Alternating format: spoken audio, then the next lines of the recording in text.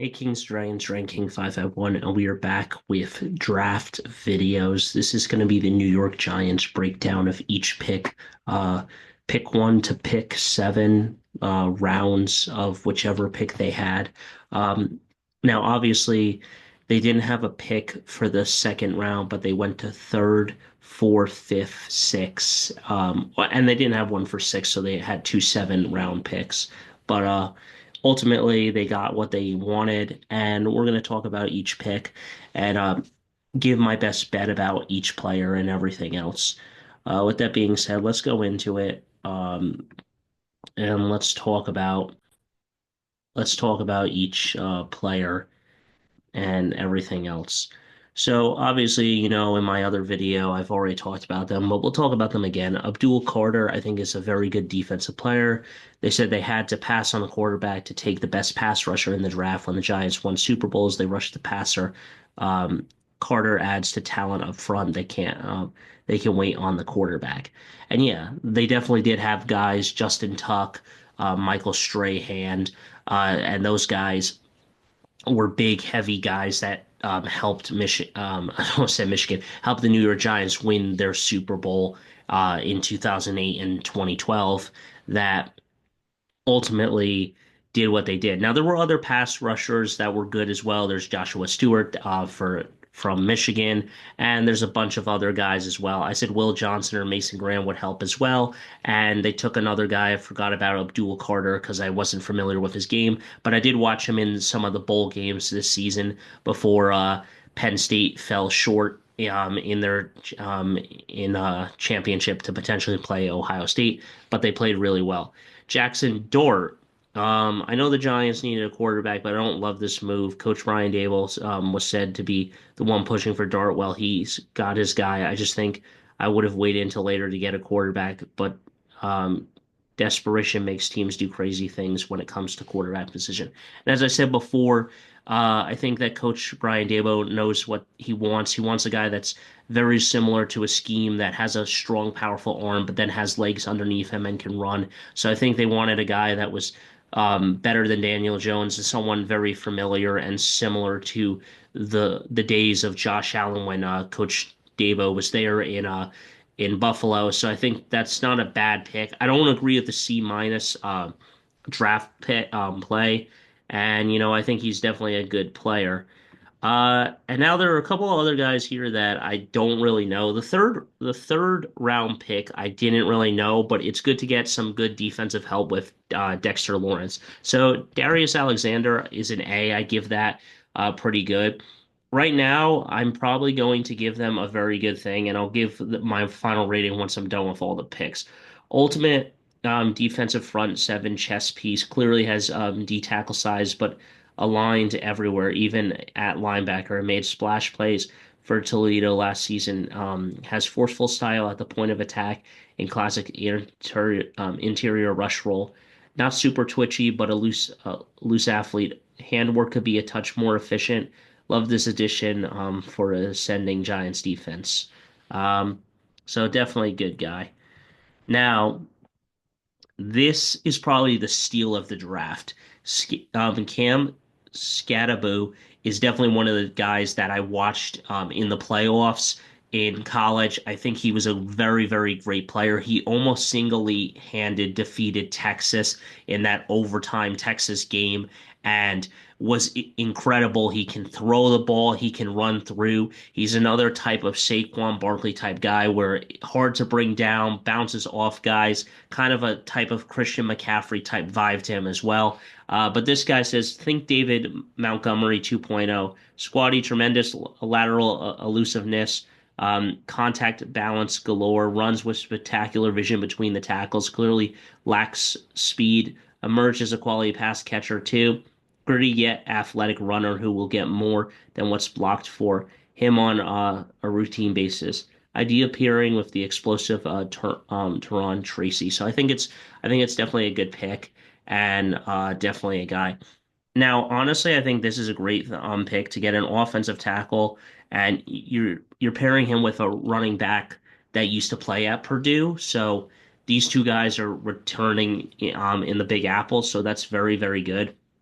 And these last two picks, um, co Collegiate O tackle, who's probably a guard in the NFL, is such a natural athlete with a stellar balance when contacting defenders near the line of scrimmage, latches on and will drive them out of the play routinely. Mean streak is clear, plus to his game, and he is an outstanding hand work. With more strength, he can outplay this draft position. Offensive line help for the G-men smart.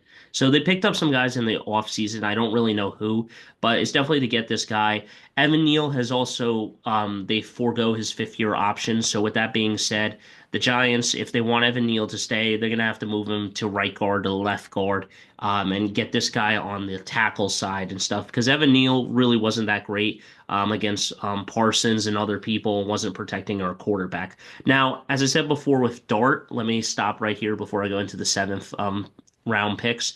With Dort, uh, it's another JJ McCarthy scenario. You don't have to rush the kid. He's young. You can give him a year or two and do something like that, and then bring him in and let Russell Wilson and Jameis Winston do his thing. Thomas Findon too. A lot of people don't know him. Findon is a bigger body than his natural pass catcher, but there's a bit of stiffness to his movement. Findon never lived up to his potential at Nebraska, but this is ascending talent with available. Um, when available, sorry, when available. I think that's a B plus. I think the grade is fine. I know who he is. I've played on NCAA, even though that's probably a bad analogy, but I've played on NCAA with him with Nebraska and stuff. I think he's a great player. I've seen him play, but he needs to work on his route running a little bit better. He's had some ACL problems and surgeries, so we'll see how good he is and see if he's battle tested. But definitely get some weapons. So with Cam Skibido and getting a tight end, that's great. And then, getting your quarterback and getting defense. So I see a lot of good players here, mix it up. And then we got our defensive back from Oklahoma State, who Corey Black. Now a lot of people keep saying about this Kobe White guy or some other whatever his name is in the draft. I'm not really too sure, but I like this guy. Black is a cornerback with good size and stop start speed to mirror the opposition. He gets a bit handsy downfield in coverages as a result of not trusting his eyes in zone coverage. So that's a B. I think that would be a C plus for me because with the handsy stuff, you can get away with some of it, but eventually you're gonna get a pass interference call, and he's gonna have to work on that if he wants to play well. The other thing here is that if you are there um, and everything else, you got to realize that the rules change in the NFL. It's not a 15-yard penalty. It's a 15-yard spot of the foul penalty. It's not just going up the field an additional 15 yards. If you start at the 30, now you're at the 45-yard line. It's okay, I threw it to the end zone. Now I get it at the 1 yard line where the play got initiated.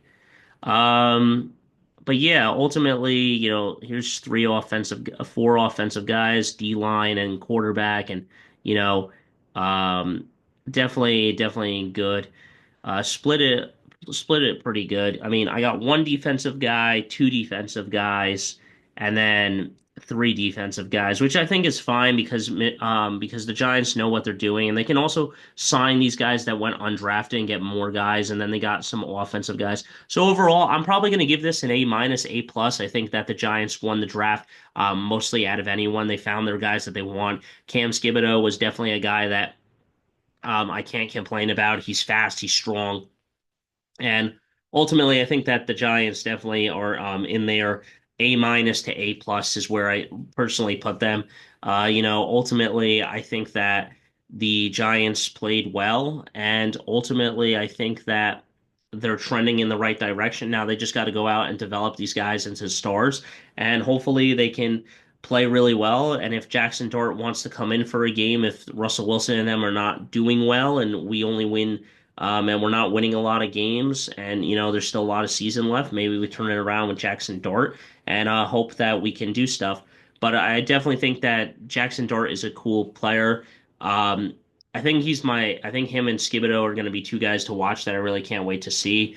I know a lot of people are like, what about Sanders? What about Sanders? What about Sanders? I don't like Sanders because of two reasons. I don't like it because of his brand name and stuff, because his dad was such a superstar, and that's where it should just be about, are you a good basketball player, not, or I'm sorry, a good basketball player slash football player, not based off your name and stuff. And that's what happened with Bronny James, and that's what's happening with Sanders here and stuff, and that's why he's slumped into the draft and went in the fifth round. Proving that he's not as good, and the Giants didn't want him, and maybe his attitude is terrible and stuff. But also, if you're not scoring a lot and not showing good stats in college, how can you really show good stats to the next level and stuff? And that's where I'm just like concerned, and that I'm glad that they passed on him and went for someone they felt that was better, who played in a tougher conference, because the top two conferences in college football are Big Ten and definitely SEC. But, there are some Big 12 teams that are good too. It's just not, it's not as big as a bad conference as those teams that go 10-3 or 9-3 in the Big Ten is tough. And that's a good season for you because those are the biggest seasons. But yeah, I don't know. I think that the Giants definitely a good draft. I think that this was a redemption year for them, kept their jobs, and hopefully they can develop, and maybe the Giants get back into playoff contention and everything else. I don't expect a Super Bowl next year, but I would love nothing more than to be back in the playoffs, since we haven't won a game since 2022. And we haven't been in the playoffs since 22, so it's been 3 years, and it took us 6 years since then to get to 22 and get back in the playoffs and be contention, because we didn't win a game, we didn't win a playoff game since 2012, so it took 10 years to win a playoff game. We didn't make it to the playoffs for 6 years from 2016 onward. And now it's been 3 years we haven't made it to the playoffs or potentially win a playoff game. So we got to turn that around, and hopefully we can do that. And that's where I'm striving, make the playoffs. But I got nothing more to say. So until next time, guys, don't forget to stay radical. I'll see you in the next one. Hit that like button, smash that subscribe button, and let me know your thoughts on the New York Giants draft picks.